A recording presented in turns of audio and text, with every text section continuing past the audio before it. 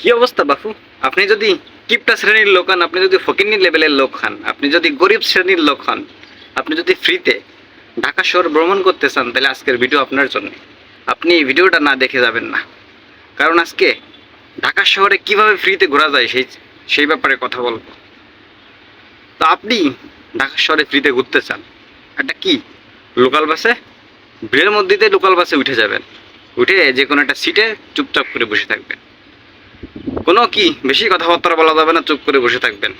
যখন আপনার কাছে কন্ট্রাক্টর আসবে যে ভাই ভাড়া, তখন আপনি কি যে ভাই ভাড়া হয়েছে, তখন আপনি বলবেন হয়েছে।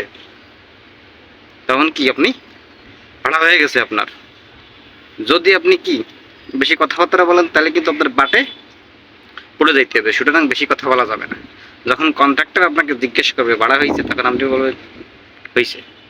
এই ধরনের কি আউজারি কাজকাম করতে যায় না, এই ধরনের বোকামি কাজকাম করতে যায় না। যদি কোনোভাবে আপনি ধরা খান যে আপনি কি ফ্রিতে বাসে উঠছেন, টাকা পয়সা দেন নাই, আপনারা কিন্তু হুগার পর লাথি মেরে নেটওয়ার্কে বাইরে ফেলাই দেবে, আপনারা কি লাথি মেরে বাসের থেকে বাড়াই দেবে। সুতরাং এই ফকিন্নি শ্রেণীর কাজ বাস করেন না, এই ধরনের কিপটামি কাজ বাস ছাড়িয়ে দেন। বাসে উঠলে টাকা পয়সা দিয়ে বাসে উঠছেন, তা না হলে বাসে উঠছেন না, তাহলে কিন্তু আপনারে পাবলিক পিটাবে, মারবে, হুগার উপর লাথি মারবে।